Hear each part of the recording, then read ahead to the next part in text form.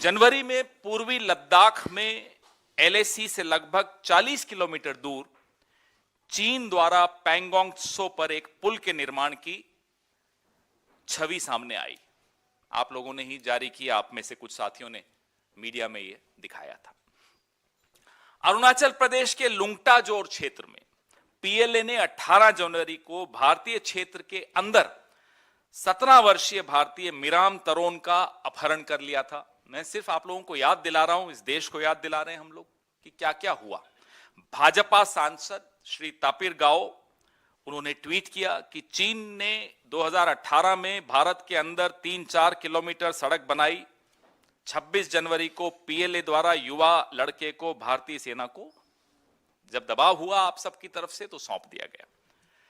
फरवरी में अरुणाचल से भाजपा सांसद यही तापिर गाओ ने मीडिया को बताया कि मिराम तरोन को पीएलए द्वारा पीटा गया, बिजली के झटके दिए गए और उन्होंने अपनी पार्टी की सरकार से इस मुद्दे को आधिकारिक स्तर पर उठाने का आग्रह किया। ये 3 फरवरी को तापिर गाओ का स्टेटमेंट। 13 फरवरी को मेलबर्न में मोदी सरकार के हमारे सबके विदेश मंत्री श्री एस जयशंकर कहते हैं कि वास्तविक नियंत्रण रेखा एलएसी पर वर्तमान स्थिति चीन द्वारा सीमा पर बड़े पैमाने पर सैनिकों को नहीं लेने के लिए लिखित समझौतों की अवहेलना के कारण उत्पन्न हुई। विडंबना यह है कि यही बयान जो मोदी सरकार के विदेश मंत्री ने 4 जनवरी 2023 को ठीक 1 साल बाद वियना में फिर से दोहराया। 1 साल पहले जो बयान दिया, जो स्थिति बताई, 1 साल बाद भी कमोबेश वही स्थिति एस जयशंकर के बयान जो वियना में दिया गया, अभी इसी महीने की 4 तारीख को दिया गया। मैं बयान पढ़ के सुनाता हूं। भारत ने चीन के साथ सीमाओं पर बल जमा नहीं करने और नियंत्रण रेखा को एक तरफा नहीं बदलने के समझौते किए थे, जिसे उन्होंने एक तरफा करने की कोशिश की है, जिसके परिणाम स्वरूप यह वर्तमान तनावपूर्ण स्थिति है। पूरा 1 साल बीत गया दोस्तों। भारत के लिए सीमाओं पर या तो कुछ नहीं बदला और अगर बदला तो स्थिति बदतर ही हुई है, बेहतर नहीं हुई है। यह स्टेटमेंट मैंने आपको जयशंकर जी का 1 साल पहले का बताया मेलबर्न का, और 1 साल बाद का बताया वियना का अभी 4 जनवरी का। बताइए, इस स्टेटमेंट से ही आपको समझ में आ जाएगा कि कुछ बदला नहीं। 15 फरवरी 2022, फिर से कैलेंडर पे आते हैं, को मोदी सरकार ने फिर से 54 चीनी ऐप्स बैन कर दिए। और इससे पहले जनवरी 2021 में गलवान के बाद आपको याद होगा 59 चीनी ऐप्स बैन किए गए थे। मार्च में चीन के विदेश मंत्री के एक दावे से हम सबको पता चला कि पीएलए और भारतीय सेना के बीच पूर्वी लद्दाख के हॉट स्प्रिंग क्षेत्र में वापसी हुई है। हालांकि विवादित क्षेत्र रीमैपिंग और उपग्रह इमेजरी चीन के साथ पीएलए सैन्य पदों को ही दिखाती। वो कह कुछ रहे हैं, सैटेलाइट इमेज कुछ और बता रही है। सत्य क्या है? हमारी सरकार ने तो देश के साथ साझा नहीं किया, विपक्षी दलों के साथ साझा नहीं किया, मीडिया के साथ साझा नहीं किया।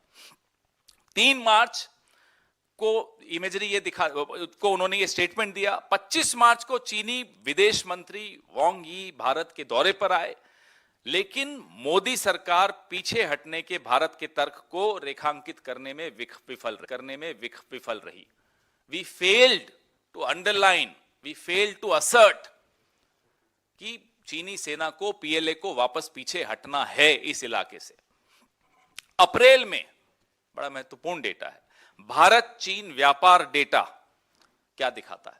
भारत चीन व्यापार डेटा अप्रैल का दिखाता है कि भारतीय आयात 2021-22 में रिकॉर्ड 95 बिलियन अमेरिकन डॉलर था, जिसमें भारत के पक्ष में 73 बिलियन अमेरिकन डॉलर का रिकॉर्ड घाटा था।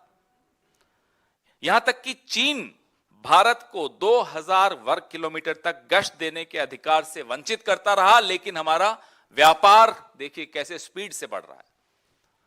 और सुषमा जी कहा करती थी कि इस तरह से सीमा पर विवाद हो और व्यापार साथ में नहीं चल सकता। जेटली जी ने भी कई बार कहा, एस जयशंकर जी ने भी कई बार कहा। कहते कुछ हैं करते कुछ और हैं, होता कुछ और है और दिखाई कुछ और देता है। ये इस सरकार की पूरी जन्मपत्री है। मई में राष्ट्रीय सुरक्षा का एक अक्षम्य उल्लंघन हुआ, इसको कभी कोई माफ कर ही नहीं सकता। चीन ने पैंगोंग त्सो झील पर दूसरा पुल बनाया। जैसा कि मीडिया रिपोर्ट से पता चला कि चीन पैंगोंग त्सो में बड़ा चौड़ा दूसरा पुल बना रहा है, जिस पर बख्तरबंद स्तंभों को ले जा सकता है। आप बताइए, इंफ्रास्ट्रक्चर की हम बात करते हैं कि साहब हम बॉर्डर पे इंफ्रास्ट्रक्चर बना रहे हैं, ये विवादित क्षेत्र पे इंफ्रास्ट्रक्चर बन रहा है जहां बड़े बड़े बख्तरबंद उनके वाहन आ सकते हैं। जून में मोदी सरकार ने आधिकारिक तौर पर चीन में 2023 में आयोजित होने वाली, इस साल आयोजित होने वाली प्रस्तावित सैन्य गतिविधि के साथ संघाई सहयोग संगठन SCO, शंघाई कोऑपरेशन ऑर्गेनाइजेशन में संयुक्त सीमा संचालन के लिए चीन की योजना का समर्थन किया। हम तो झुकते चले जा रहे हैं साहब। मतलब ऐसा सरेंडर किसी देश के प्रधानमंत्री का अगर देखना हो तो आप आइए, मोदी जी का सरेंडर देखिए। जो आप चाहते हैं, व्यापार चाहते हैं, लीजिए। आगे मैं और बताऊंगा और आपकी भी आंखें खुली की खुली रह जाएंगी कि कैसा सरेंडर है ये। जो सॉलिडारिटी 2023 है, अभी इस साल होना है, उसमें हमने संयुक्त सीमा संचालन के लिए चीन की योजना का समर्थन किया है। कान खोलकर हम सबको सुन लेना चाहिए, क्योंकि ये लोग तो चाहते हैं कि हम अपने आंख, कान, मुंह सब बंद रखें। जुलाई में मीडिया द्वारा दिखाई गई नई उपग्रह छवियों से संकेत मिलता है कि डोकलाम के 9 किलोमीटर पूर्व में निर्मित एक चीनी गांव, जहां 2017 में भारतीय और चीनी सेना का आमना सामना हुआ था, अब लगभग हर घर के दरवाजे पर कारों के साथ पूरी तरह बस्ती दिख रही है, गाड़ियां दिख रही हैं। ये सैटेलाइट इमेज में दिख रहा है, ये कोई हम और आप नहीं बोल रहे, सैटेलाइट दिखा रही है। चीन द्वारा 110 स्क्वायर किलोमीटर, वर्ग किलोमीटर क्षेत्र के इस सलामी टुकड़े का जवाब मोदी सरकार ने नहीं दिया। कोई जवाब नहीं दिया गया। अगस्त में विशेषज्ञों की उपग्रह इमेजरी से पता चला कि PLA की सतह से हवा में मार करने वाली मिसाइल साइट डोकलाम के उत्तर में सिर्फ 50 किलोमीटर दूरी पर भारत, भूटान और चीन के बीच में जो ट्राइजंक्शन सीमा क्षेत्र है, जो मार्च 2022 से हो रहा है, अब पूरी तरह चालू। खतरा इतना करीब आ चुका है। अभी तो हम सिर्फ अगस्त तक पहुंचे हैं इस कैलेंडर में। सितंबर में भारत और चीन ने एक संयुक्त बयान दिया। 8 सितंबर 2022 को भारत चीन कोर कमांडर स्तर की बैठक के 16वें दौर में बनी सहमति के अनुसार घोघरा के क्षेत्र में भारतीय और चीनी सैनिक हॉट स्प्रिंग PP-15 ने एक समन्वित और योजनाबद्ध तरीके से हटना शुरू कर दिया है, जो सीमावर्ती क्षेत्रों में शांति और शांति के लिए अनुकूल है। यह एक जॉइंट स्टेटमेंट था। यह सितंबर 2022 को आया था। हकीकत क्या है वो मैं बताता हूं। चीन रॉकी नाला के साथ साथ देप्सांग प्लेन के patrolling point PP-10, PP-11, PP-11A, PP-12 और PP-13 में वाई जंक्शन तक 5 पेट्रोलिंग पॉइंट्स तक भारत की पहुंच को अवरुद्ध करना अभी भी जारी रखे हुए है। जॉइंट स्टेटमेंट कुछ और है, हकीकत बिल्कुल कुछ और। 5 पेट्रोलिंग पॉइंट्स पे जहां 20 अप्रैल 2020 से पहले हमारी फौज पेट्रोलिंग कर पाती थी, गश्ती कर पाती थी, अब वो नहीं कर पा रही। सिंपल, एकदम सहज भाषा में, सरल भाषा में ये हो रहा है।